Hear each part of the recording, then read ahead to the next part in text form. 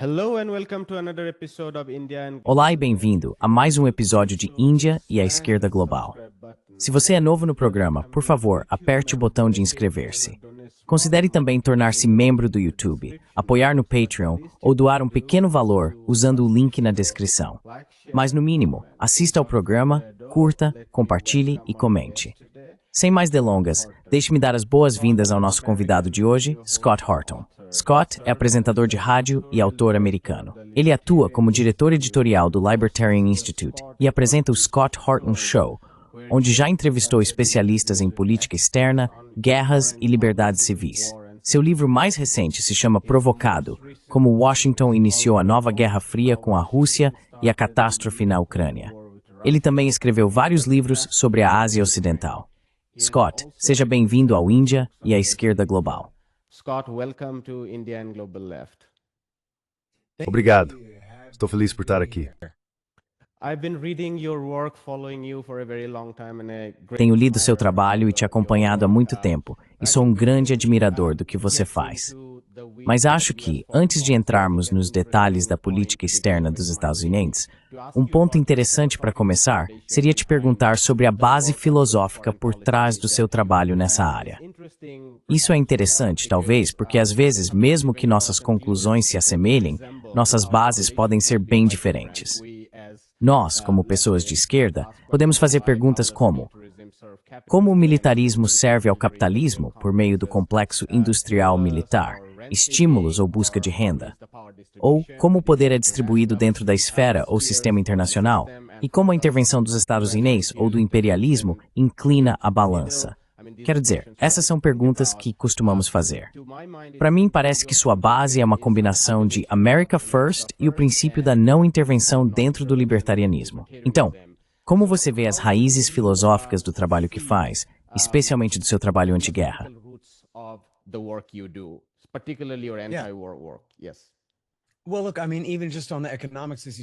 Bem, veja, quero dizer, mesmo apenas na questão econômica, como você disse, o complexo militar industrial e todo o compadrio e busca de privilégios, para um libertário, isso é tudo o oposto do capitalismo. Isso não é uma expressão do capitalismo. Marx está errado quando ele, bem, na nossa visão, nunca deveria ser permitido que grandes empresas sequestrassem o Estado e o usassem para socializar seus custos para a população, enquanto privatizam seus lucros, ou mesmo de qualquer forma. E especialmente não usar o governo nacional para coagir governos estrangeiros a servir seus interesses, seja abrindo mercados para suas exportações, ou permitindo que corporações americanas entrem para usar mão de obra mais barata ou o que for.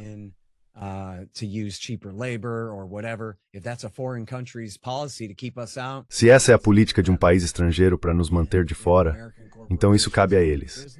E se as empresas americanas podem fazer negócios em outros países, tudo bem. Se não podem, nunca deveria ser papel do governo nacional sair intimidando outros governos nacionais para que cooperem com empresas americanas.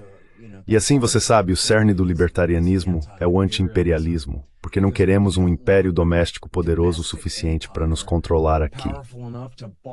Se temos um governo poderoso o bastante para ditar regras para você em Nova Delhi, então ele é poderoso o suficiente para basicamente nos dominar em um estado autoritário.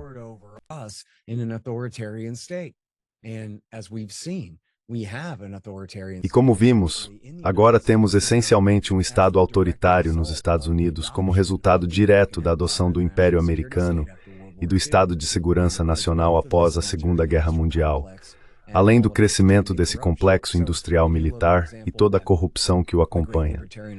Se você observar, por exemplo, o grande economista libertário David Stockman, ele tem um livro chamado The Great Deformation.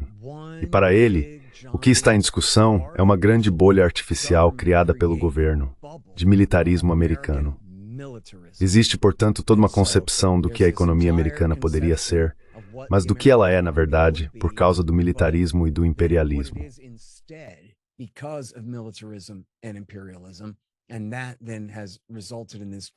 E isso resultou nessa grande deformação do poder americano, na centralização da autoridade em Washington, D.C., e na corrupção do capitalismo no país.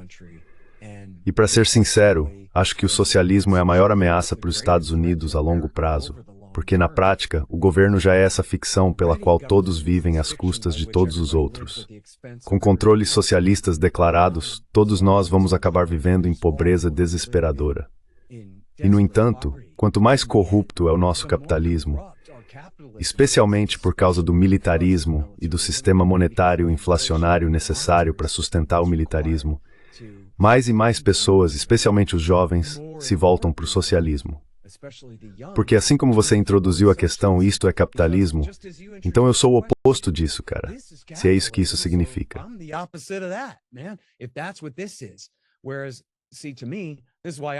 Veja, para mim, é por isso que sou libertário, porque para mim, mercados realmente livres são o oposto disso, e não o socialismo.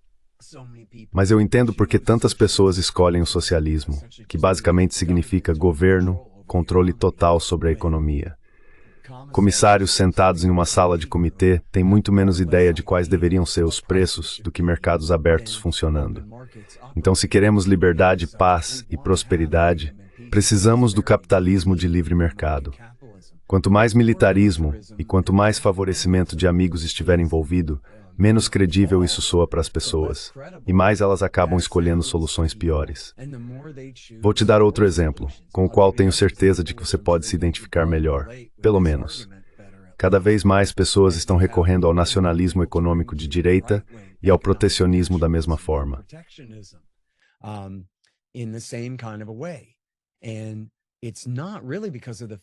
E não é realmente por causa do fracasso do livre comércio. É por causa do fracasso e de todo o desperdício do militarismo, dezenas de trilhões de dólares destruídos, e do nosso sistema monetário inflacionário, que causa esse terrível ciclo de expansão e recessão a cada 10 anos, mais ou menos, que desemprega pessoas e leva a essas recessões horríveis. E assim, as pessoas ficam tão insatisfeitas com o estado da economia e com a inflação de preços nas prateleiras e em tudo, que acabam dispostas a se mover mais para a esquerda e mais para a direita contra a inflação, abandonando princípios da economia de livre mercado e recorrendo mais ao governo para salvá-las das consequências dos problemas que o próprio governo causou em primeiro lugar.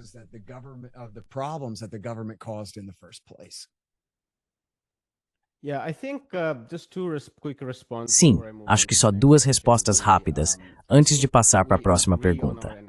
Acho que concordamos em nossa análise sobre a corrupção do capitalismo como ele existe. Mas, nós, da esquerda, nos baseamos na análise do capitalismo como ele existe historicamente. Então, se você fala sobre um idealismo que nunca existiu, não é disso que a esquerda geralmente fala.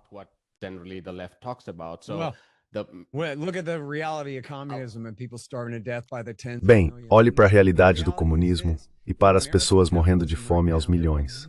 E a realidade é a seguinte: no capitalismo americano atualmente, existem milhões de empresas que não têm absolutamente nada a ver com o complexo industrial militar, que não dependem de dinheiro inflacionário, que não vivem de corrupção. Existem algumas que vivem. E, portanto, o sucesso do sistema de capitalismo de mercado e dos preços de mercado é indiscutível.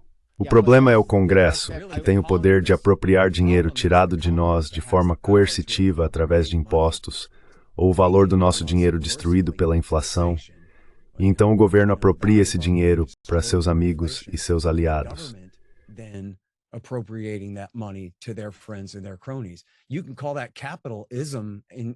Você pode chamar isso de capitalismo, e estaria certo no sentido de que, se o ismo significa o sistema de poder estatal, onde os aliados mais poderosos podem se beneficiar dos impostos, então isso é verdade. Mas se capitalismo simplesmente significa um sistema de propriedade privada e troca voluntária, então isso não é inerente ao capitalismo. É inerente ao próprio Estado, que detém o monopólio da força coercitiva, se dá o direito de taxar as pessoas e o direito de direcionar esse dinheiro dos impostos para seus amigos.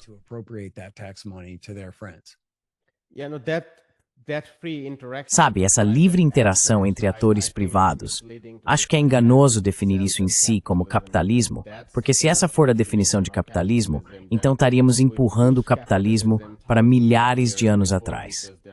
Existem trabalhos históricos muito sólidos mostrando que mercados existiram ao longo de toda a história humana por eras. E é isso que eu acho que os socialistas de hoje... Bem, eu seria uma das primeiras pessoas a reconhecer que, mesmo quando estamos falando de socialismo de mercado, não estamos falando de um socialismo, digamos, do período maoísta ou do período da União Soviética, onde não havia mercados. Na verdade, alguns dos melhores exemplos de socialismo disponíveis hoje seriam a China, onde é dado como certo que os mercados são uma parte muito integral de todo o aparato.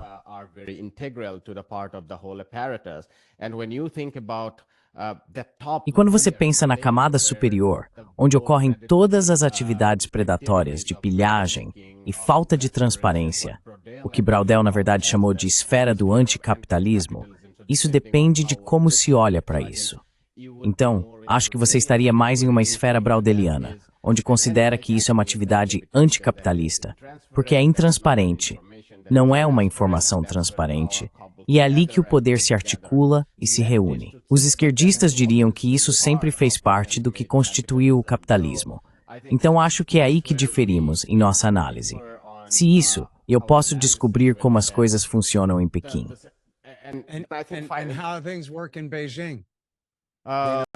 Tenho pessoas muito melhores do que eu, exatamente nesse aspecto. Quero dizer, é um estado de partido único.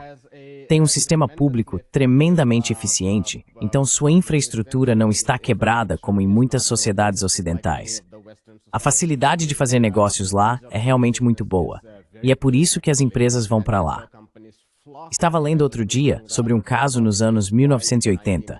Corporações americanas, mesmo antes dos anos 1990, antes de toda a abertura acontecer de forma muito mais dramática, já estavam dispostas a abrir mão de 50% de seu lucro privado para o Estado chinês, porque mesmo depois de ceder metade do lucro, ainda ganhavam muito mais.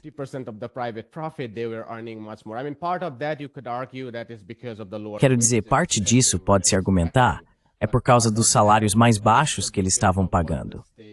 Mas parte também se deve ao que o Estado oferece a eles. Então, de modo geral, você vê que em termos de tecnologia, de desenvolvimento de capital humano, de oferta de seguridade social, Pequim está indo muito melhor do que qualquer cidade comparável. Quero dizer, eu acho que a comparação é muito mais favorável se você comparar com Nova Delhi. Você também pode comparar com Washington. Mas acho que a diferença aí é que essas duas sociedades estão em níveis de desenvolvimento diferentes. Então há certas coisas que são muito distintas. Por exemplo, a China ainda tem cerca de 20% de sua população trabalhando no campo, o que não é o caso dos Estados Unidos.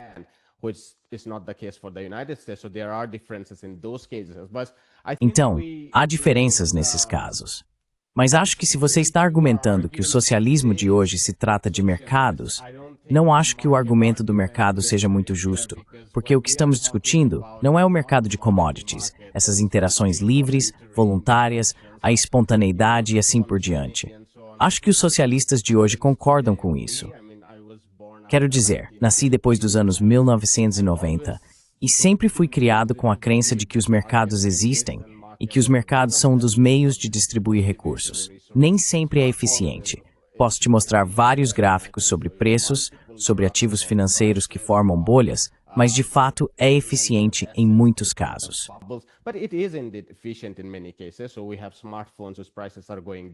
Então, temos smartphones cujos preços estão caindo cada vez mais, e isso se encaixa exatamente nos argumentos libertários sobre o capitalismo. Mas também temos enormes rendas de monopólio, porque o Banco Central precisa mantê-las flutuando para evitar que o capitalismo entre em deflação. Hyman Minsky escreveu sobre isso, e poderíamos falar sobre isso por muito tempo, mas vou deixar você dar a última resposta neste segmento, porque aquilo foi, inflação é ótima. Eu estava falando sobre, é maravilhoso. Eu estava falando sobre deflação da dívida, que é uma inflação do crédito. Ou seja, cada vez mais crédito vem acompanhado de deflação de preços. Isso significa um colapso. Isso é socialismo.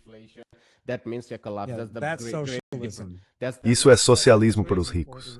That's the Great Depression moment, though. But Esse é o momento da Grande Depressão. Mas quero voltar ao que eu queria discutir com você. Podemos ter essa discussão, se você quiser, ou você pode sugerir pessoas que estariam dispostas a discutir isso conosco. Mas, para este episódio, eu estava planejando falar mais sobre a política externa dos Estados Unidos. Antes disso, porém, se você pudesse nos contar um pouco sobre suas opiniões sobre o MAGA e como o Make America Great Again se relaciona com o libertarianismo.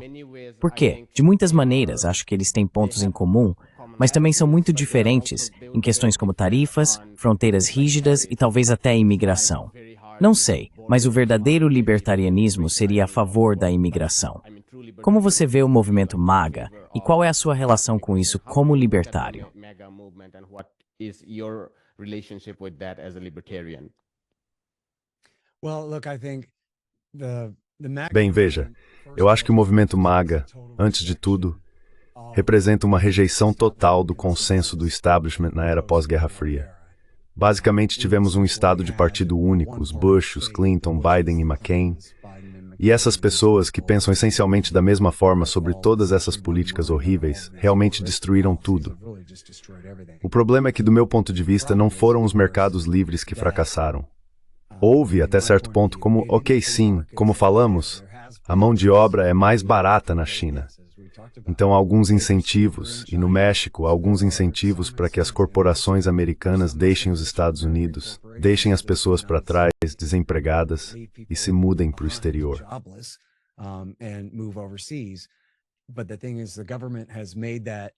Mas a questão é que o governo basicamente subsidiou isso, oferece seguro, tem agências governamentais que ajudam as corporações a se mudarem para o exterior e fazerem todas essas coisas, e, claro, impõe regulações massivas que, na margem, simplesmente tornam mais lógico ir para outro lugar, mesmo que seja do outro lado do oceano, com todos os custos de envio e segurança envolvidos, só porque as margens aqui são apertadas demais, forçadas pelo nosso governo. E então, como estamos falando, e isso é algo que os direitistas cada vez mais entendem, mas sobre o qual foram meio que enganados no passado, foi o custo das guerras. Você sabe, quando W. Bush lançou a guerra em 2003, naquele ano em 2004, qualquer um que pagasse imposto de renda recebeu um cheque bônus de $300 ou $400.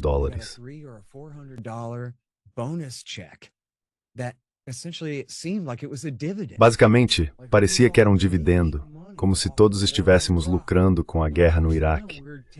Quando na verdade não, estávamos pegando $10 trilhões e jogando no oceano, certo? Destruindo completamente. E ainda assim parecia para as pessoas que isso é para nós. As pessoas dizem que a guerra é boa para a economia, é por isso que precisamos fazê-lo o tempo todo. Guerra é boa para a economia. Nosso padrão de vida depende disso. Nada disso é verdade, certo? Tudo isso foi às nossas custas, no Império Americano. Tudo sai e nada volta. Quer dizer, sim, eles roubaram alguns lingotes de ouro do Saddam, mas estamos falando de dezenas de bilhões de dólares. Isso não é nada. O custo é de trilhões de dólares às custas do povo americano.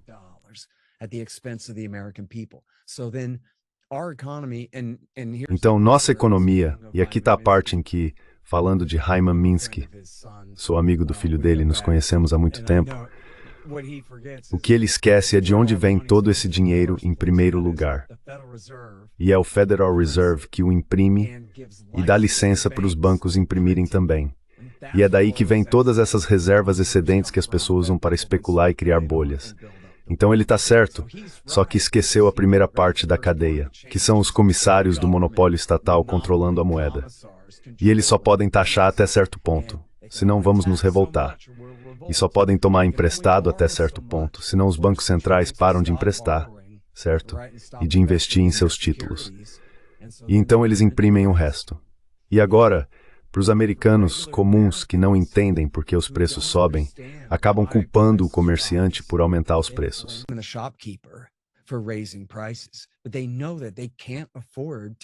Mas eles sabem que não podem arcar com o custo de alimentar suas famílias. Eles sabem que o preço dos mantimentos nas prateleiras dobrou. E você não pode mentir para alguém sobre isso. Eu fico pensando, como assim a conta do supermercado é R$ 600? Era para ser R$ 300 para alimentar, seja qual for o tamanho da família de que estamos falando. Os preços das moradias, você fala que deflação é ruim. Me explica como isso faz sentido. E eu não sei como é no seu país, mas aqui o preço de uma casa só sobe, sobe, sobe para sempre.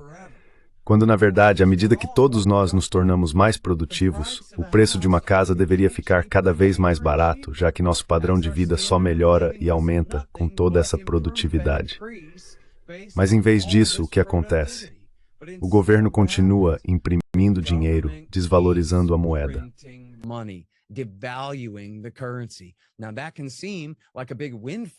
Agora, isso pode parecer um grande ganho inesperado. Se você já possui uma casa e o valor dela aumenta em US$ 100.000, você pode refinanciá-la a uma taxa mais baixa e sacar um monte de dinheiro como se fosse um caixa eletrônico e ainda trocar as bancadas e tudo mais. Como Barack Obama poderia dizer, você não construiu isso. Isso é essencialmente um tipo de assistência para pessoas que já chegaram lá, aumentando artificialmente o preço da casa delas. Enquanto isso, pessoas pobres e jovens não conseguem comprar uma casa, eles não conseguem comprar uma, e muitas vezes nem conseguem pagar o aluguel. E nos anos Biden, os aluguéis aumentaram.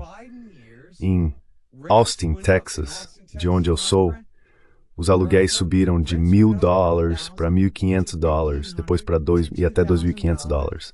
Agora, se você trabalha em um emprego comum, você está ferrado.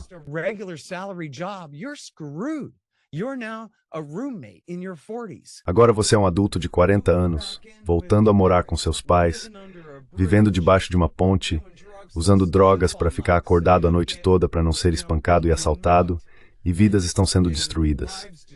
E tudo isso por causa do dinheiro inflacionário que é necessário para manter o império. Então, o que acontece é que as pessoas vão cada vez mais para a esquerda e cada vez mais para a direita. Elas pensam, se isso é capitalismo libertário de livre mercado, então eu devo ser socialista.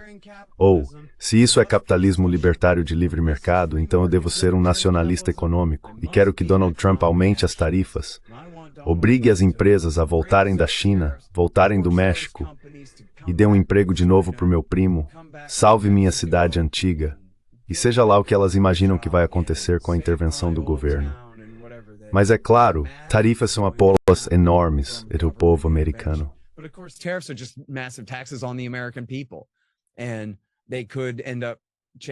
E eles podem acabar mudando alguns padrões de comércio. Mas não acho que nenhum economista sério realmente preveja que isso vai levar a um retorno maciço da manufatura para os Estados Unidos ou dos empregos na indústria. Talvez a manufatura volte para cá, mas aí serão todos robôs fazendo a maior parte do trabalho de qualquer jeito, simplesmente porque os tempos mudam. Então acho que tudo isso é realmente uma tolice. Você vê os Estados Unidos colocando tarifas sobre países, sobre produtos que nem produzimos, certo? E coisas assim, isso é simplesmente má economia. E eu não confio em nenhum planejador central, seja na União Soviética, na China ou em Washington, D.C., para decidir quais devem ser os preços e como devem ser os fluxos comerciais. Isso deveria ser puramente o povo dos Estados Unidos, atores privados nos Estados Unidos e atores privados em qualquer país quem estejam negociando para fazerem seus próprios contratos.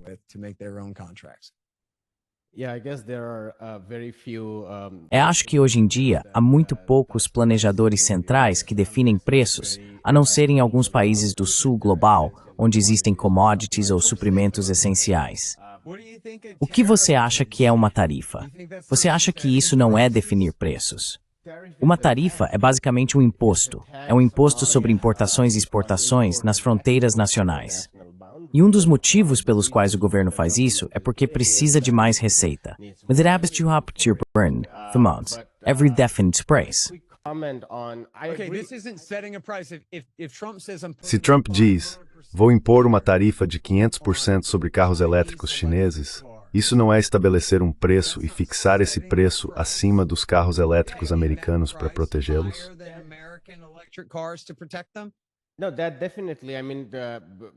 Não, isso definitivamente é planejamento central. É exatamente isso. Tarifas realmente impactam os preços, mas o preço é a soma das tarifas e de outros fatores de produção, incluindo a mão de obra. Muito obrigado pelo esclarecimento. Qual é a margem de lucro? Mais um comentário rápido sobre a questão do dinheiro. Acho que você se enganou. Quero dizer, o dinheiro tem dois componentes. Um é o dinheiro fiduciário, que é o que os bancos centrais imprimem. Mas para cada unidade de dinheiro fiduciário produzida, há centenas de unidades privadas para assets. Você sabe o que aconteceu nos anos 1090? Eu já disse isso. Eles também dão licenças para bancos privados emitirem dinheiro. Essas são as corporações privadas que injetaram uma quantidade enorme de dinheiro, que foi para quero dizer, inicialmente começa com o mercado de recompra, mas eventualmente foi para o mercado imobiliário. O motivo pelo qual, nos anos 1990, houve tanta inflação dos preços dos ativos foi porque, a partir de 1994, quando foi criada a Lei de Bancos Interestaduais e Filiais, os bancos puderam ficar maiores e assim podiam criar mais dinheiro. Depois, em 1999, a revogação da Glass-Steagall permitiu que bancos comerciais, bancos de investimento e companhias de seguros se unissem, podendo inventar todos os tipos de instrumentos financeiros para ganhar ainda mais dinheiro. Finalmente, em 2000, o mercado de derivativos ficou sem regulação, o que significou ainda mais dinheiro. Então, efetivamente, como isso contradiz algo que eu disse?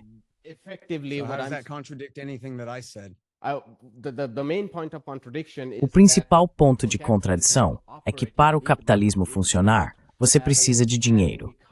Não é possível ter uma economia em expansão com uma quantidade constante de dinheiro, ou pior ainda, com uma quantidade de dinheiro em diminuição. Então, para que a economia cresça, que é o objetivo principal do capitalismo, caso contrário, ele entra em colapso sob o peso da depressão e da deflação, ela precisa estar em constante expansão. Assim, toda vez que um banco ou qualquer empresa privada me dá um IOU, digamos que um banco me dá um cartão de crédito com um limite de $10.000, eu posso simplesmente ir lá e gastar 10 mil. Ou seja, 10 mil dólares são criados do nada. Quero dizer, é dinheiro privado e todo mundo sabe que isso existe há décadas. Sim, foi isso que eu disse, e não discordo de muitas coisas que você fala. Tem que ser assim. Eu digo que não tem. Então, acho que essa é a principal importância. Certo.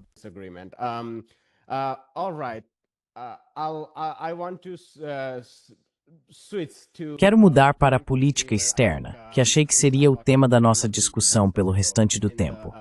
Gostaria de começar perguntando, já que você escreveu sobre tanto a Eurásia quanto a Ásia Ocidental, e considerando que ambos os lugares chamaram nossa atenção nos últimos 3 anos, queria saber, naquele momento unipolar, quando tudo começou, digamos em 1991, com a derrota de Saddam Hussein no Iraque e a queda da União Soviética em dezembro de 1991, os planejadores americanos viam essas duas regiões como parte de uma grande estratégia para dominar o mundo inteiro, ou eles respondiam a esses dois lugares como questões separadas?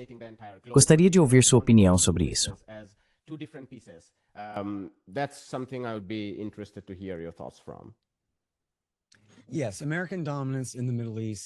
Sim, a dominância americana no Oriente Médio sempre foi, em grande parte, baseada na continuidade da Guerra Fria com a Rússia e a China.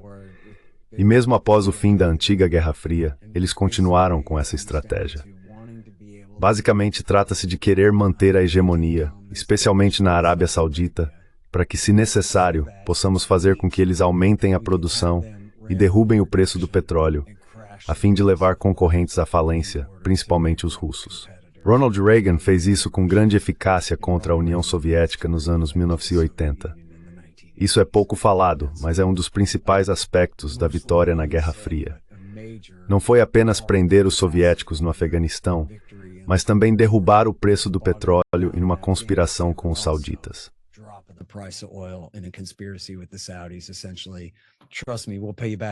Basicamente, confie em mim, nós vamos te pagar depois, ou vamos compensar de outra forma com aviões ou o que for. Mas queremos usar essa alavanca econômica contra a URSS, o que foi muito eficaz. Agora, os chineses praticamente não têm petróleo. Eles são totalmente dependentes de importações. Então, o controle sobre o Oriente Médio e o Estreito de Hormuz significa controle estratégico sobre o acesso chinês a recursos energéticos. E nesse caso, Japão e Coreia, vocês são nossos amigos agora. Bem, é melhor continuarem sendo, porque podemos cortar o fornecimento num piscar de olhos. Nós controlamos não só as rotas marítimas, mas essencialmente os próprios estados-nação. Se não for o Irã, certamente toda a costa oeste do Golfo Pérsico está sob influência americana. Então não se trata da Exxon, certo?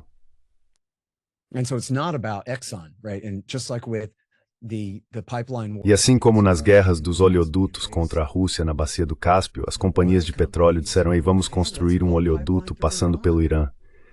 E foi o Pentágono que disse: não, vamos passar do Azerbaijão pela Geórgia e Turquia até o Mediterrâneo, não pelo Irã.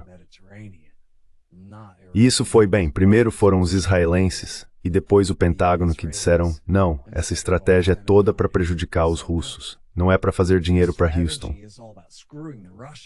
E eles acabam acompanhando.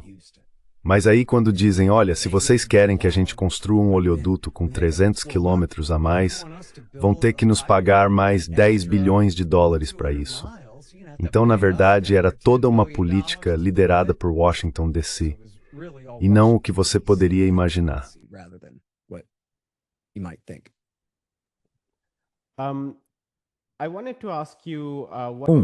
Eu queria te perguntar o que você pensa sobre essas chamadas negociações de cessar-fogo que estão acontecendo em Washington e Tel Aviv.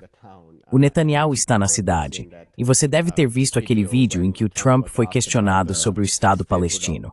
Ele disse que deixaria essa decisão para o Netanyahu, dizendo: eu deixaria para o Netanyahu, a melhor pessoa para falar sobre o Estado palestino.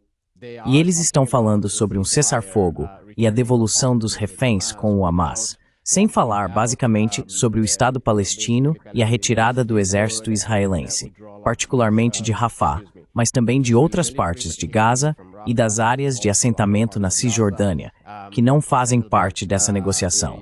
Mas estou acrescentando essa questão. Então eles não estão discutindo as questões mais substantivas. O que você acha sobre as negociações de cessar-fogo?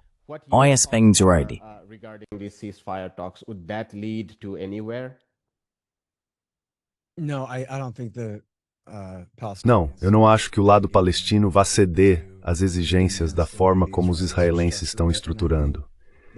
E acho que os israelenses provavelmente estão tentando realmente fazer uma proposta que os palestinos não possam aceitar para que possam continuar a guerra. O ministro da Defesa está falando: sim, o que vamos fazer é construir um campo no sul para concentrar todos os palestinos naquela área. Quer dizer, isso é obviamente uma provocação deliberada, até mesmo dizer dessa forma, que é isso que eles querem fazer. E o Hamas já disse que não vai assinar nada que não seja um cessar-fogo total, sabe, um fim do conflito, em vez de qualquer tipo de trégua temporária agora.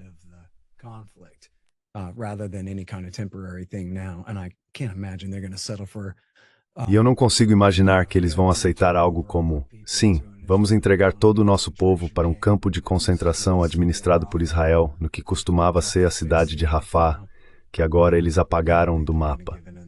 Não acho que eles vão ceder a isso. E vale notar que também perguntaram a Donald Trump: bem, a guerra com o Irã acabou? E ele respondeu: bem, você teria que perguntar isso ao primeiro-ministro também. Ele está completamente subornado, comprado e pago com o dinheiro de Miriam Adelson. E está disposto, como vimos em seu primeiro mandato, ele está disposto a reconhecer a anexação das colinas de Golã por Israel, transferir a embaixada para Jerusalém, o que impede a ideia de que a metade oriental da cidade possa algum dia ser a capital do Estado palestino, e reconhece Jerusalém como a cidade inteira, como a capital unificada e eterna de Israel, como eles afirmam.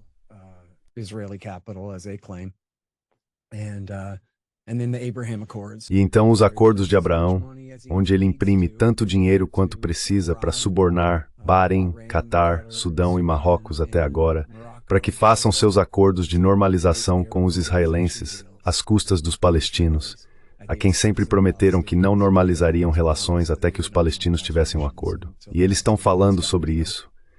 É tão engraçado a forma como continuam falando sobre isso.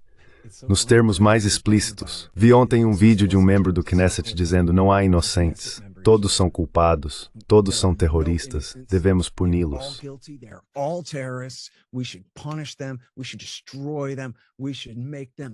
Devemos destruí-los, devemos fazê-los sofrer e depois incentivá-los a emigrar voluntariamente. Tipo, sério? Acho que foi assim que Hitler chamou também, emigração voluntária. Entre no vagão ou eu atiro na sua cabeça, viu? É voluntário. Ele foi direto e entrou naquele trem. Sabe, essa é a mentalidade do sionista israelense agora, do partido Likud, e acho que é o consenso político em Israel. Na verdade, fizeram uma pesquisa recentemente em que a grande maioria dos israelenses disse que não vê problema em matar todos os homens, mulheres e crianças.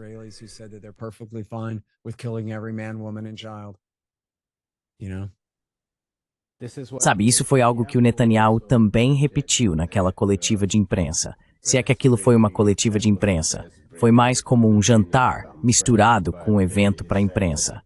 Mas ele disse que os palestinos deveriam ter o direito de viver em outras partes da região.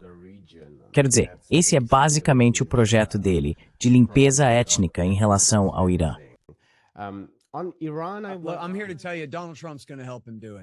Estou aqui para dizer que Donald Trump vai ajudá-lo a fazer isso. E eu não ficaria surpreso se quando terminarem de bombardear, você sabe, Ramallah, e Irã, e Hebron, e Jenin, e se necessário Belém, para expulsar os palestinos da Cisjordânia. Eles não se importam nem um pouco, e Donald Trump vai dar carta branca total para ele. Ele terá que ser impedido, Netanyahu terá que ser impedido. Caso contrário, Behavidsen Jaish vai agir completamente sem controle e fazer o que quiser.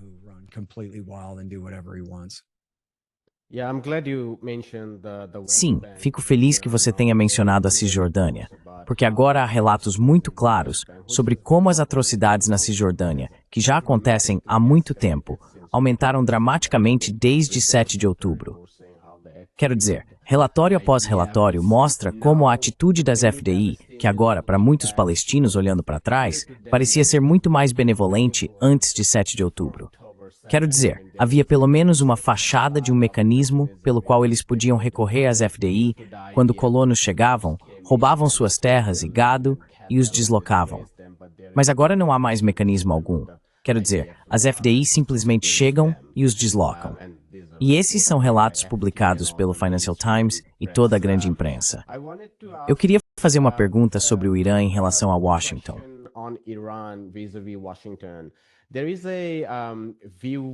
Existe uma visão dentro do que, digamos, às vezes é chamado de facção linha dura no Irã, ou também chamada de visão do IRGC, que é de que os americanos estão totalmente envolvidos nisso tudo. Eles precisam do petróleo, não precisam do gás natural, ou seja, nunca seriam nossos aliados. Eles nunca desejariam paz na região, e não há paz com os americanos. Então precisaríamos permanecer fortes. E então existe uma visão mais, digamos, na falta de uma palavra melhor, moderada, que acredita que se pudermos negociar com os americanos e se Netanyahu puder ser de alguma forma contido, os americanos podem ser trazidos para a mesa. E o resultado final disso seria, em última instância, a remoção das sanções, que era o espírito do JCPOA. Quem está certo? Quero dizer, como americano, se você olhar para isso, e como estudioso que analisou Washington.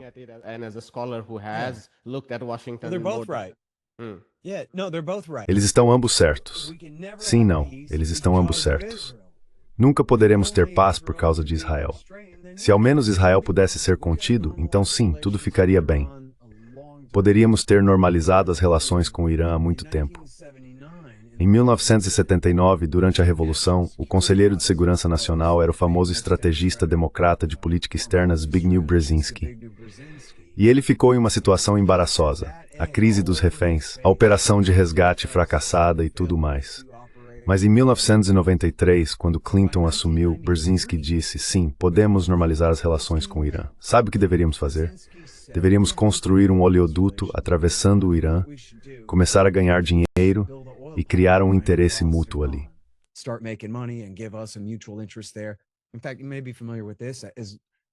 Na verdade, você talvez já conheça isso. Em 1997 e 98, Dick Cheney criticou repetidamente as sanções de Bill Clinton contra o Irã, incluindo o pecado capital de ir ao exterior e da Austrália, fazer um discurso condenando as sanções e dizendo: Olha, Deus Todo-Poderoso não achou por bem colocar todo o petróleo sob nações democráticas. Mas o que você vai fazer? Então podemos fazer negócios com o Ayatollah. Eles são pessoas razoáveis por lá. E então, claro, como estamos falando, uma vez que ele se torna vice-presidente, ele pode socializar todos os seus custos e o corpo de fuzileiros navais está à disposição dele para fazer o que quiser.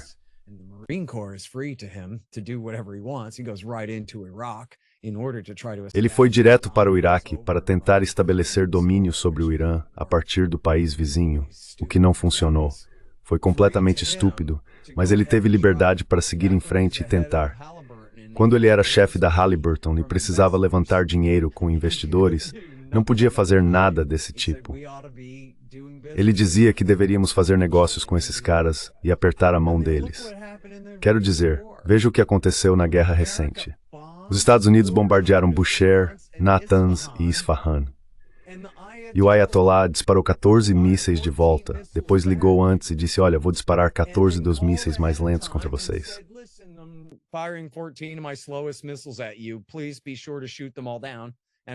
Por favor, certifique-se de derrubar todos eles.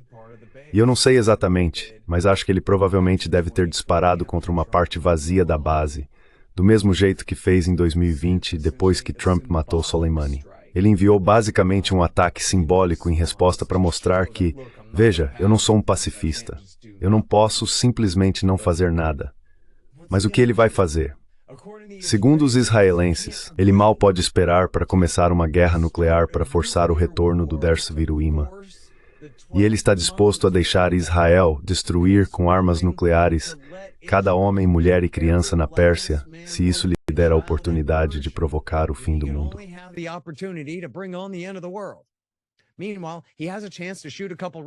Enquanto isso, ele tem a chance de lançar alguns foguetes contra uma base americana e faz o mínimo absoluto que pode politicamente para se safar e ainda permanecer no poder, basicamente porque não quer nada com o conflito com os Estados Unidos da América que ele perderia, todo esse papo religioso à parte. Então sim, se não fossem os israelenses, sabe, Yitzhak Rabin mudou a política da periferia e decidiu que queria demonizar os iranianos lá em 93. Bem, se o próximo líder israelense simplesmente quisesse mudar a estratégia de Israel para, bem, queremos ser amigos dos persas de novo, então os Estados Unidos poderiam ser amigos dos persas de novo. Toda essa inimizade começa e termina em Tel Aviv.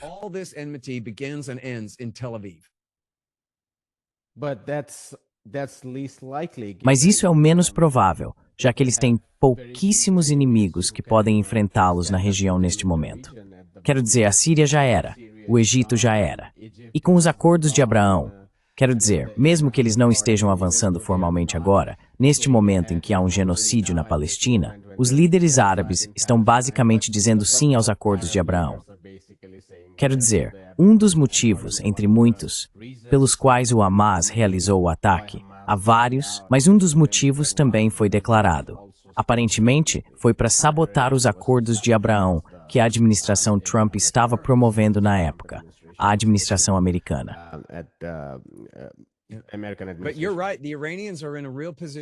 Mas você está certo, os iranianos estão realmente numa posição de fraqueza. O Hezbollah foi severamente debilitado.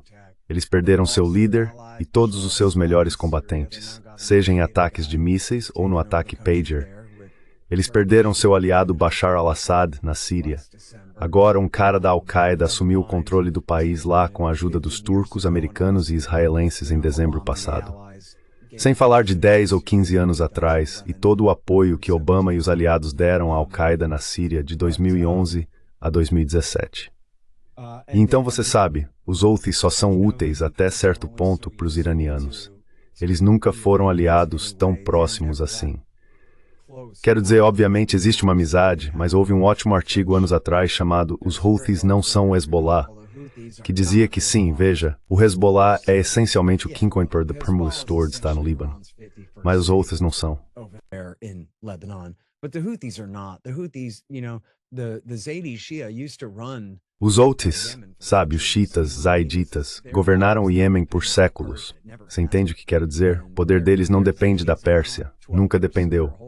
E eles são zaiditas, não dozeimanos, então são uma seita totalmente diferente do islamismo xiita e, sabe, muito mais próxima dos sunitas. Eles rezam juntos, compartilham mesquitas e têm uma história profunda naquele país, além de sua própria reivindicação de poder. Eles basicamente tomaram o poder em aliança com o ex-ditador que os Estados Unidos haviam traído e deposto, que decidiu sair furioso, Abdullah, e fez uma aliança com seus antigos rivais, os Houthis, retomando o país em 2015. Ele tentou traí-los, mas eles o pegaram primeiro em 2017. Mas eles estão no poder desde então. Disparam alguns foguetes e tudo mais, mas não servem muito como procuradores. E o Hezbollah era realmente a profundidade estratégica do Irã na região. E não sei como quantificar isso, mas claramente eles perderam força ali e estavam, por exemplo, totalmente incapazes de ajudar Assad em dezembro. Então sim, os iranianos realmente estão em uma posição defensiva.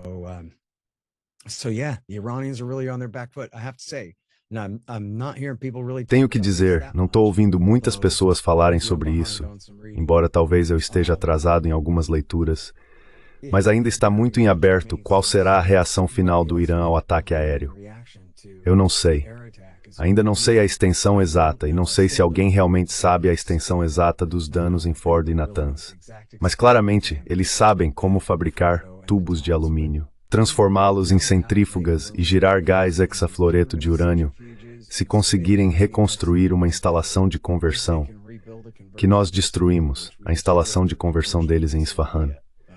Mas se eles conseguirem cavar uma série de túneis mais profundos sob uma montanha mais alta e recomeçar, houve pelo menos um relato em que eles afirmavam: já começamos a construir uma nova instalação nuclear secreta que vocês não conseguirão atingir desta vez.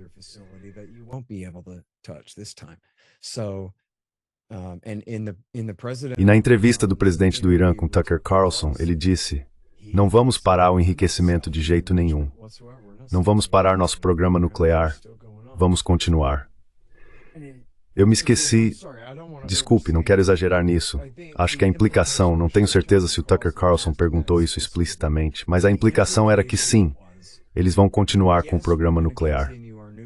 Não, eles ainda não vão fabricar bombas atômicas, mas vão continuar com o programa nuclear e você não pode impedi-los. O que é realmente interessante porque, sabe, eu sempre argumentei que o que eles têm é um programa civil, mas é um potencial dissuasor nuclear latente.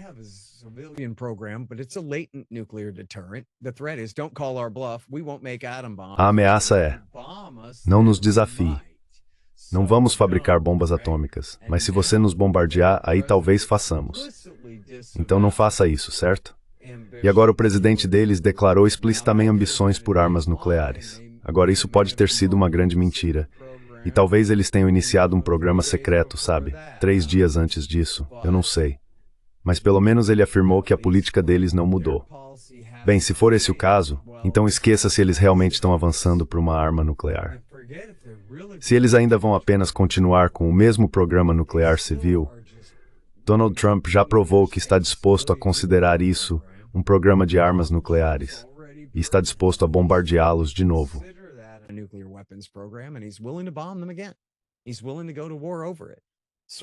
Ele está disposto a ir à guerra por isso. Certamente se Israel começar e nos arrastar junto. Mas no fim das contas ele realmente enviou a Força Aérea dos Estados Unidos para lançar aquelas bombas destruidoras de bunkers. E assim podemos muito bem estar em um caminho para um conflito contínuo e de longo prazo com o Irã, onde essa chamada Guerra de 12 dias é apenas o primeiro estágio de um problema que ainda permanece sem solução. O que devo ressaltar novamente é do ponto de vista de Tel Aviv e Washington, não de qualquer pessoa razoável, creio eu, quando está claro que eles não estavam fabricando armas nucleares. E a única razão pela qual estavam enriquecendo urânio até 60% era para terem uma moeda de troca para negociar, uma forma de tentar pressionar os Estados Unidos a voltar ao acordo que já tínhamos, e que não era perfeito. Mary said if sent down to burst that breaks for stack carry this do need, e the thon hand to the recimento das realizações do Estado nós e o Irã.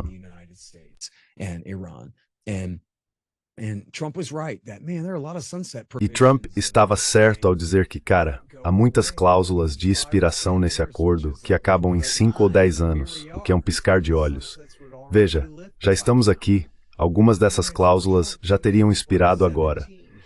Mas a questão é que quando Trump assumiu em 2017, ele poderia ter dito ao Ayatollah, olha, eu não gosto do cara anterior e não gosto desse acordo, mas temos um acordo, acabei de chegar, então vamos ver se conseguimos melhorá-lo. Ele better force ter negociado boa fé. Ele better suspendido algumas dessas sanções e tu, ok, estou testando, Ayatollah, vou em frente e suspendo algumas das sanções, como foi prometido.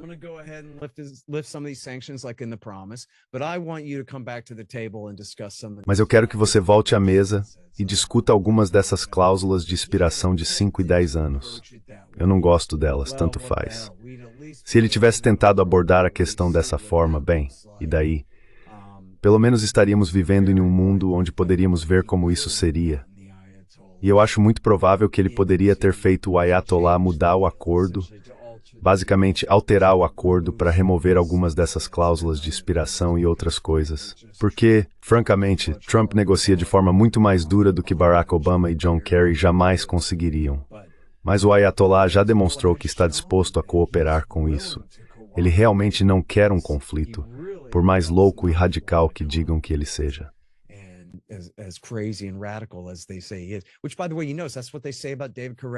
Aliás, você sabe, é isso que dizem sobre David Koresh, é isso que dizem sobre Saddam Hussein, é isso que dizem sobre Muammar Gaddafi e Bashar al-Assad.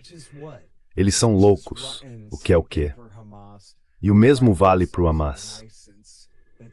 Eles criam uma desculpa para não terem que negociar com esse cara, porque de qualquer forma, você nunca poderia acreditar em nada do que ele diz, o que é simplesmente uma mentira, certo?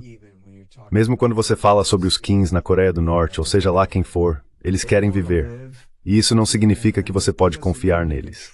Mas a questão é que você pode negociar com eles, incluindo regimes de inspeção e medidas de verificação e coisas para garantir, certo? Eu gosto de citar o que Ronald Reagan disse sobre o desarmamento soviético. Confie, mas verifique. O que isso significa? Isso significa desconfie.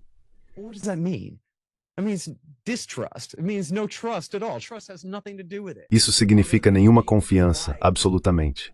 Confiança não tem nada a ver com isso, exceto ser educado, certo? E fingir, eu confio em você, mas estou mandando meus caras para ver o que você está fazendo, certo? Essa é a parte da verificação. Então poderíamos absolutamente, simplesmente ter, eu estou totalmente convencido disso. Donald Trump poderia pegar um avião e ir para Tehran amanhã. Ele poderia ir para Moscou, para Pequim, para Pyongyang e ser o Trump, o grande. Não precisamos ter um conflito. Não precisamos mudar das guerras contra o terror no Oriente Médio para um conflito entre grandes potências. Poderíamos simplesmente não ter conflito de poder algum. E o próprio Donald Trump disse isso quando assumiu o poder. Ele disse, eu não quero mudar o foco para a Rússia e a China.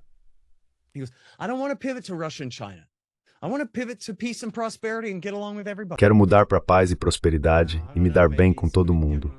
Agora não sei, talvez alguém tenha dado a ele algum relaxante muscular ou alguém tenha puxado as rédeas e lembrado a ele, sabe, de quem ele realmente serve lá em cima. Mas foi isso que ele disse quando estava pensando em voz alta.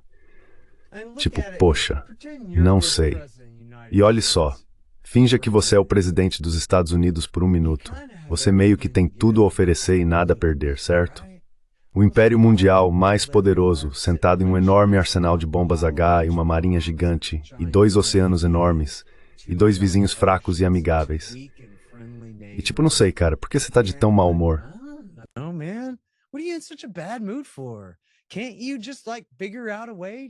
Você não pode simplesmente, tipo, dar um jeito de se virar. Somos amigos de todas as potências da Europa. Não há potências na América Latina ou na África. Esquece isso. Tem a Índia, mas a Índia é meio que uma potência intermediária. E nós realmente temos muita coisa para competir com a Índia. Existe mesmo algum motivo para entrarmos em conflito com a Índia? No momento, basicamente, nosso império quer usar você para fazer frente à China. Mas acho que poderíamos simplesmente não fazer nada disso. E acho que China e Índia, vocês têm sua própria história e podem resolver seus próprios problemas. e provavelmente faria um trabalho melhor sem a interferência americana no meio.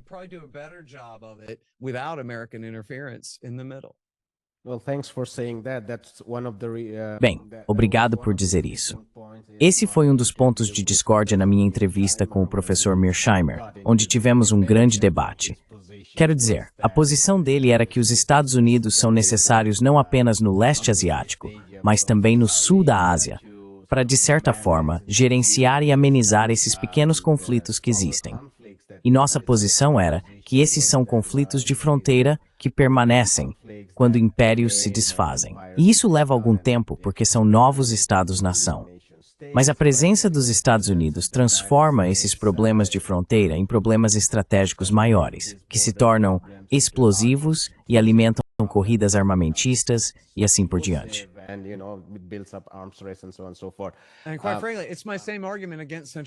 E, francamente, é o mesmo argumento que uso contra o planejamento centralizado.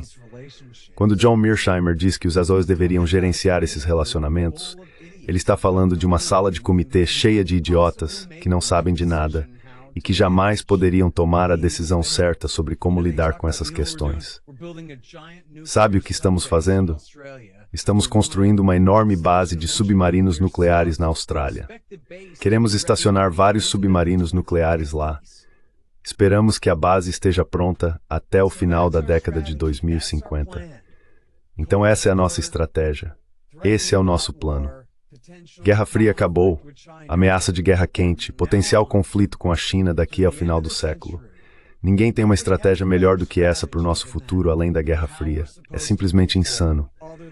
E como em todas as outras coisas sendo iguais, certo?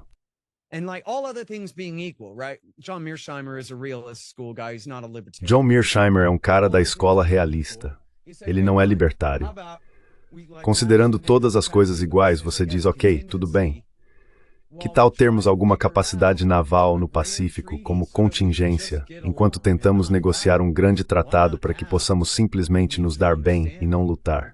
Por que não ter um entendimento mútuo com a potência emergente da China e reconhecer sua esfera de influência até certo ponto, um grau negociável na região, e tentar evitar que o conflito surja em primeiro lugar? Me parece que se unir contra a China e garantir todos esses memorandos e todas essas bases militares na Coreia, no Japão e na Austrália, e acho que não temos bases na Índia, mas trabalhando cada vez mais na interoperabilidade e usando a Índia como auxiliar do poder naval americano e do restante na região, não ajuda muito.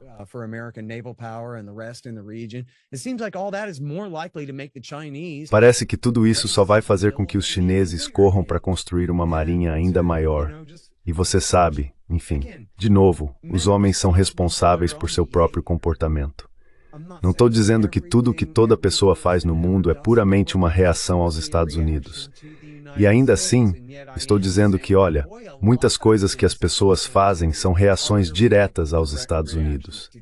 Na verdade, muitas vezes são reações diretas a coisas que claramente não deveríamos estar fazendo em primeiro lugar, que claramente são arriscadas e que são pensadas por homens que vão estar fora do poder em 3 anos e não se importam, em vez de pensar na saúde de longo prazo dos nossos relacionamentos, especialmente com as grandes potências.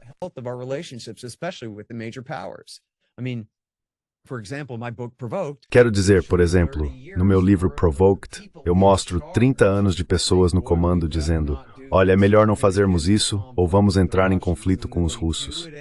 E então eles fazem mesmo assim. E fazem isso repetidas vezes. Eles dizem, não queremos mover as linhas divisórias na Europa, queremos apagá-las. Se apenas movermos a linha divisória mais para o leste, isso vai levar a um conflito com os russos nos próximos 20 anos.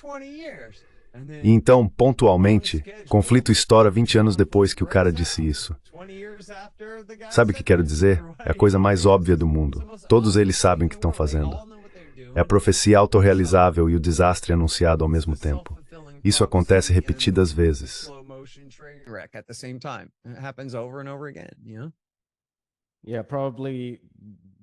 Sim, Provavelmente aquele que Noam Chomsky uma vez chamou de princípio da máfia nas relações internacionais. Quero dizer, um dos motivos pelos quais as negociações não funcionam é porque as superpotências não acreditam nelas. Elas preferem o princípio da máfia.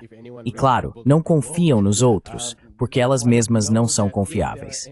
Quero dizer, se alguém lê seu livro, Provoked, saberia que se há alguém em quem não se pode confiar, são os planejadores e elites americanos. E eles sabem disso, porque fazem parte disso. Quero respeitar seu tempo, mas se eu pudesse encerrar perguntando um pouco sobre Ucrânia e Rússia, acabamos nos estendendo demais nas rodadas iniciais.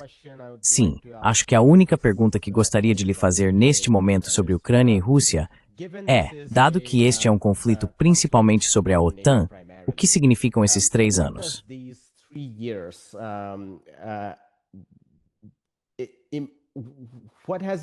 O que isso esclareceu sobre o destino da OTAN, que começou, digamos, nesta região em 1991 com a queda da União Soviética? A ofensiva russa. E agora, claro, a Rússia está avançando cada vez mais para o oeste a cada dia. Quero dizer, sim, eles estão sofrendo algumas baixas, mas estão constantemente avançando para o oeste. Essa ofensiva convenceu os planejadores e líderes da OTAN de que este é o limite da OTAN na Eurásia e que devemos aceitar isso.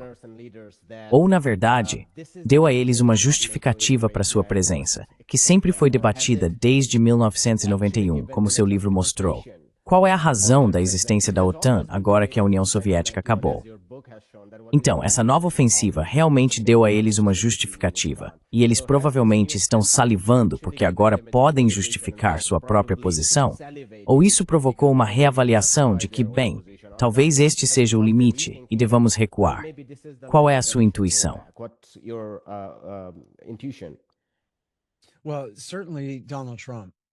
Bem, certamente Donald Trump disse que esse é o limite e demonstrou disposição para assinar isso.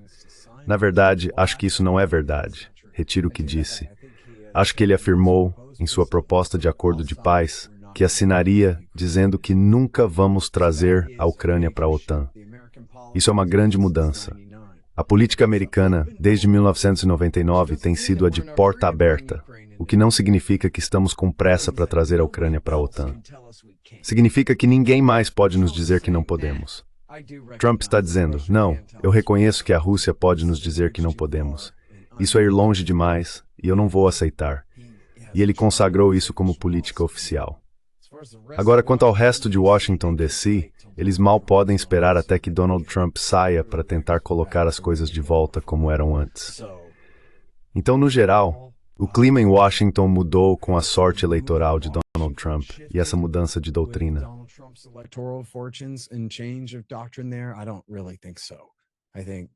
Eu realmente não acho isso. Acho que se você perguntasse para o pessoal do Conselho de Relações Exteriores ou algo assim, eles provavelmente estão praticamente no mesmo lugar de um ano atrás. A questão é, em que estágio a guerra vai estar no final da presidência do Trump? Quase certamente, bem, essa fase dela, quase certamente já terá acabado até lá. Se o exército ucraniano ainda vai existir nesse momento, acho que é uma grande dúvida. Mas sabe, infelizmente o Trump simplesmente não está em posição de fazer a paz aqui. E acho que a guerra pode continuar por bastante tempo ainda porque, claro, mesmo que o exército ucraniano se desfaça, eles ainda poderiam travar uma insurgência a partir dos Montes Cárpatos, e há pântanos em Volínia e florestas, sabe, a oeste de Kiev, de onde se poderia organizar uma insurgência.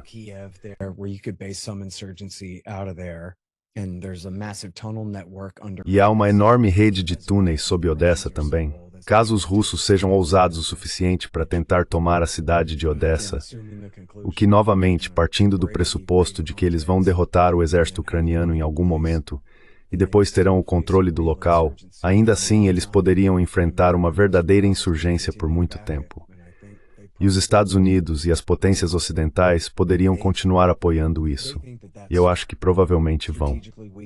Eles acham que é inteligente, estrategicamente enfraquecer os russos, mantendo a guerra em andamento. E isso é uma despesa enorme para a Rússia.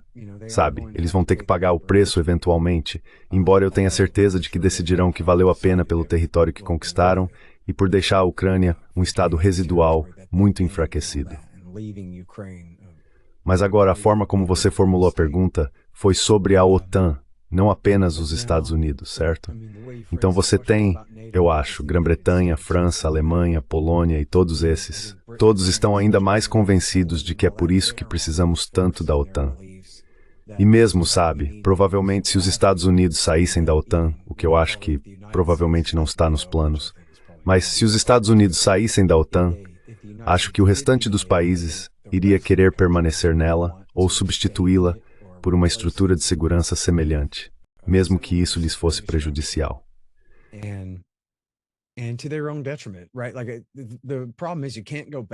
O problema é que você não pode voltar atrás. Havia tantas alternativas para essa política, mas agora, como consertar isso? E os russos vão ficar mais próximos da OTAN do que estavam antes.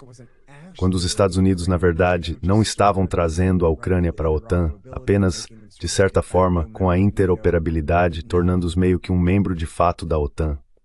Mas agora, você sabe, a Rússia se colocou numa situação complicada. Depois que invadiram, praticamente tiraram todos que eram a favor da Rússia do país. E agora, em nome de proteger todos os falantes de russo, ou seja lá o que for, parece que vão acabar tomando toda a metade leste do país. E isso deixa para eles um país ocidental, oeste da Ucrânia, a oeste do rio Dnieper, totalmente dominado por nacionalistas de extrema-direita que os odeiam profundamente e estão determinados a se juntar à Europa, à OTAN, e a ser uma base anti-Rússia bem ali.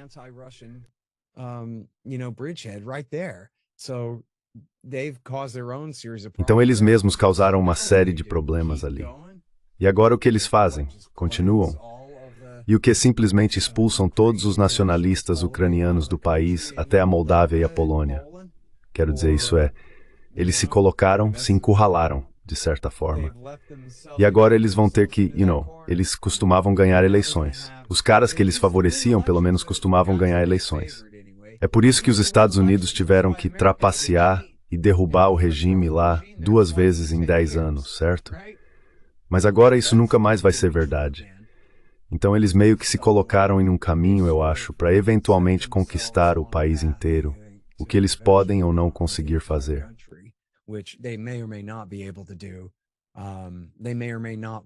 Eles podem querer ou não agora, mas acho que vão se ver, digamos que daqui a 3 ou 4 anos, ainda lutando contra uma insurgência baseada no Oeste. E eles vão decidir acabar com isso e seguir em frente, certo? Então estou realmente pessimista em relação à guerra na Ucrânia. Culpo Washington por tê-la iniciado. Não vejo boas soluções para acabar com ela agora. E acho que, sabe, não temos ameaças reais a fazer. Enviamos mais armas e impomos mais sanções. Não like remember isso. E o Trump pode preferir antes as Harrison Thusi.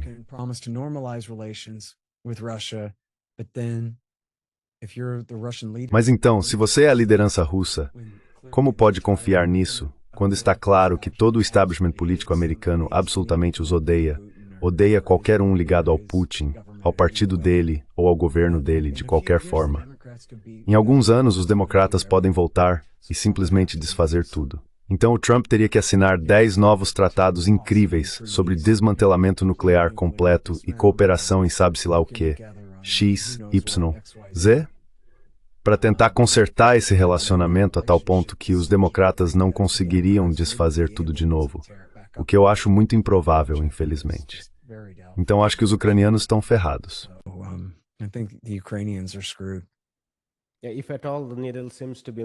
Se alguma coisa, a tendência agora parece estar indo na direção oposta.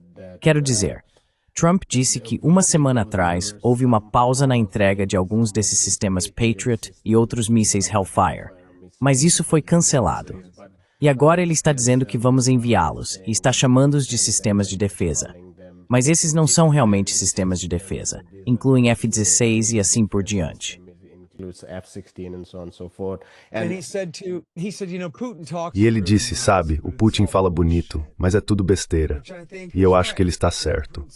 O Putin diz, Donald Trump, você é tão alto, bonito e bem-sucedido. Sim, vou te dar um cessar-fogo, e depois não cumpre. Vou fazer isso, vou fazer aquilo, mas no fundo ele quer que o Trump goste dele.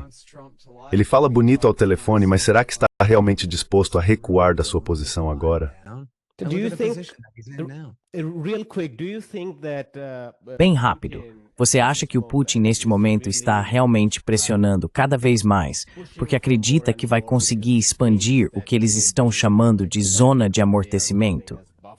Ou você acha que é Washington que não está entendendo algo que o Putin está pedindo? O que está forçando o Putin a continuar pressionando? Qual é a sua opinião sobre isso? like, what's your intuition about that? Well, so the thing is this, is the Russians have claimed... Bem, a questão é a seguinte. Os russos afirmaram ter anexado essas 4 oblasts inteiras, essas províncias no leste, mas eles só controlam Luhansk. Eles controlam, sabe, não sei, 3/4 de Donetsk. Eles controlam apenas cerca de metade de Zaporizhia e Kherson. E metade de Kherson fica do outro lado do rio, ou 1/3 significativo dela, ou algo assim, está do outro lado do rio ali. E eles anexaram oficialmente todos esses territórios, mas estão travando uma guerra de atrito em que estão levando o tempo que quiserem para desgastar o exército ucraniano, até que eventualmente tomem toda a terra que quiserem. Bem, no tratado proposto por eles, disseram que a Ucrânia teria que se retirar completamente de Donetsk, Zaporizhia e Kherson e deixar que eles fiquem com tudo.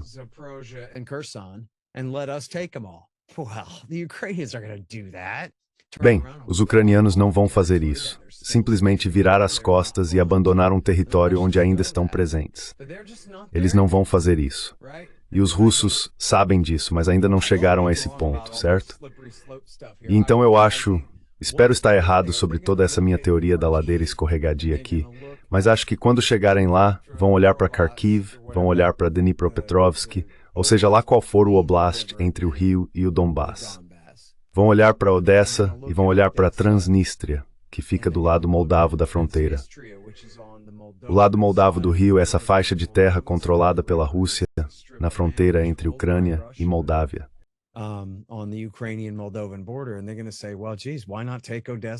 E eles vão dizer, bem, poxa, por que não tomar Odessa e então ir até a Transnistria?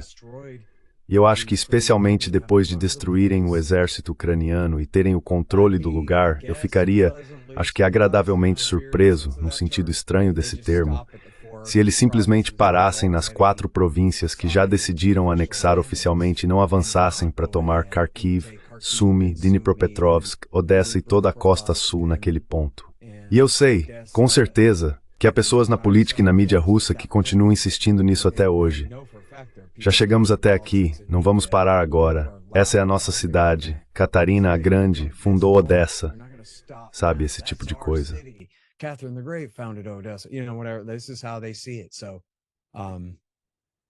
É assim que eles veem a situação. E é realmente uma pena, porque acho que eles provavelmente não podem se dar ao luxo de fazer isso. Acho que eles têm os homens, têm o dinheiro e têm o tempo. E os Estados Unidos realmente não têm cartas para jogar que os façam parar. Então, sim, acho que é uma verdadeira catástrofe para a Ucrânia. Eu nem sei o que vai sobrar da Ucrânia quando tudo isso acabar, em termos de população e tudo mais. Milhões de pessoas já fugiram do país, centenas de milhares de pessoas, centenas de milhares mesmo, mortas e feridas, e depois uma falência total. Todo esse esforço de guerra está sendo financiado pelo Ocidente. Quando isso acabar, eles vão enfrentar um colapso total e a derrota.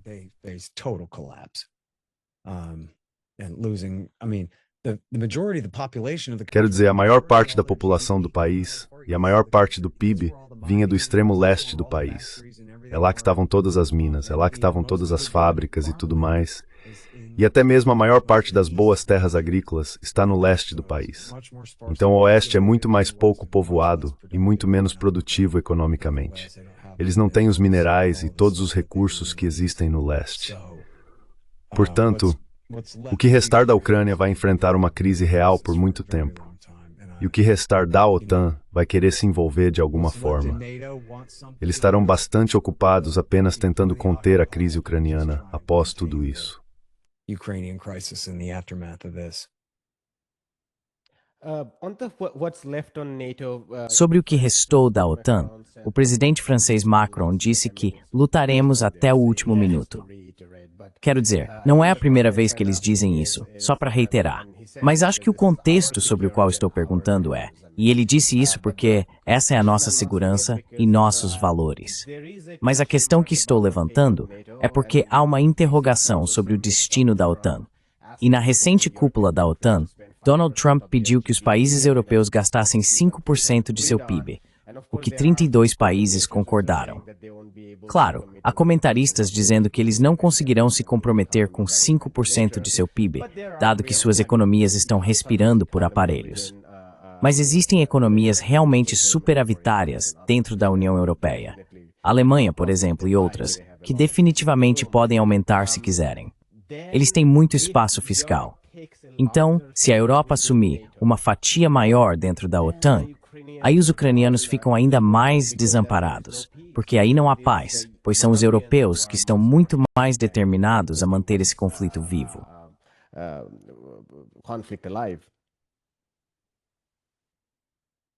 Yeah. No, I think that's right. But look, I think, Sim, não, acho que isso está certo. Mas veja, eu acho que, sabe, os franceses, os britânicos e os alemães gostam de falar duro quando sabem que precisam dos Estados Unidos para apoiá-los. Eles sabem que não têm a logística necessária para fornecer. Se os Estados Unidos saíssem, nem pense em tropas francesas no terreno. Eles nem sequer têm capacidade de fornecer ao exército ucraniano o que ele precisa para lutar.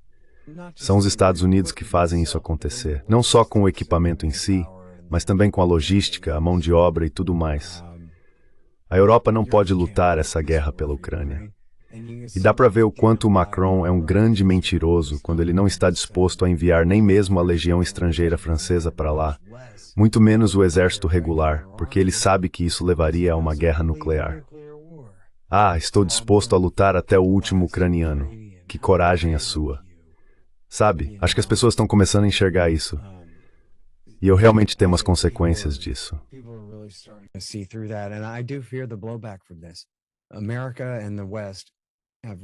A América e o Ocidente realmente traíram os ucranianos. Eles prometeram, de forma clara e repetidas vezes, o que for preciso, pelo tempo que for necessário para ajudá-los a vencer esta guerra. Vamos levar os russos à falência. Vamos forçar a saída do exército deles. Vamos recuperar cada centímetro quadrado da Ucrânia até as fronteiras de 1991, incluindo a Crimeia. E eles repetiram isso várias vezes.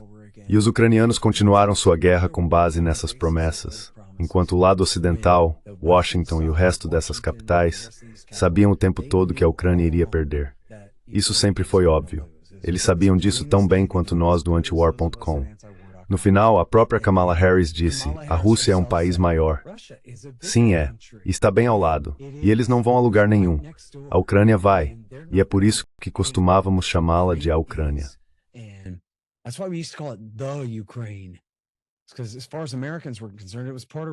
Porque para os americanos, aquilo já fazia parte da Rússia mesmo. A maioria dos americanos nem sabia que era algo além de uma região da Rússia. Ah, você diz que eles declararam independência em 91, não que alguém nos Estados Unidos tenha notado. Que diferença isso faz pra gente? Sabe o que quero dizer? Se você dissesse que ficava do outro lado dos Montes Urais, a gente só diria, ok. Estou tentando lembrar, no meu tabuleiro de War, a Ucrânia era tipo uma enorme terra de fronteira oeste da Rússia. Quando eu jogava War, quando criança, lembro que, quando vi a Ucrânia real no mapa, pensei, que diabos?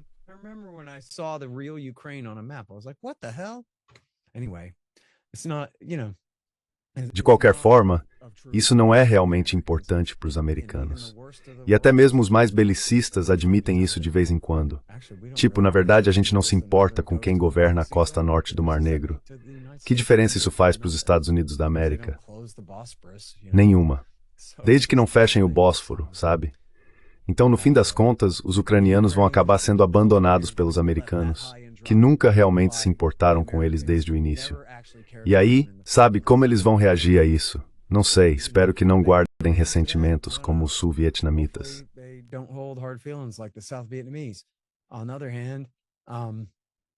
Por outro lado, acho que eles podem, já que muitos deles são um bando de nazistas admiradores de Hitler, pelo menos alguns de seus líderes. Não sei, provavelmente a maioria desses nazistas admiradores de Hitler já está morta, mas eles têm alguns líderes como Andriy Biletsky, que atualmente é o chefe da 3ª Divisão de Infantaria Separada. Eu disse Dmitry Yurash, desculpe, quis dizer Andriy Biletsky do Batalhão Azov. Você sabe, pessoas como ele. Não tenho certeza de onde Yurash está hoje em dia, mas acho que esse tipo de pessoa vai acabar hoje por um pongo e tem uns cards em tudo. High levels of political leadership in the new Ukraine, and everybody loves. E você sabe, todo mundo adora uma boa história de traição, mas os nazistas especialmente adoram uma boa história de traição. Nós teríamos vencido se não tivéssemos sido traídos por aqueles que nos traíram. E você sabe, isso pode ser uma narrativa muito poderosa para as próximas décadas, sobre o que poderia ter sido se apenas os americanos não tivessem feito um monte de promessas e depois nos decepcionado. E nós vamos ter que lidar com as repercussões disso. Espero que a repercussão positiva seja que outras pessoas ao redor do mundo simplesmente deixem de acreditar em nós. Sabe, vocês vão fazer um monte de grandes promessas sobre todas as coisas que vão fazer por nós, né? E todos os perigos dos quais vão nos proteger, né? Bem, vimos o que aconteceu na Ucrânia, amigo.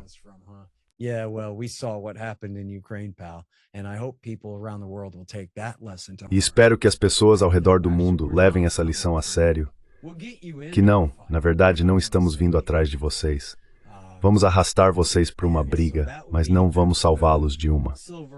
Então, o lado positivo na nuvem escura da traição americana aqui seria se cada vez mais o resto do mundo... Poxa, espero que os poloneses e os lituanos estejam prestando atenção. Os húngaros e os búlgaros, os taiwaneses. Sim, os taiwaneses. Vocês realmente acreditam que não usam me está a entrar a pensar em umas alternativas.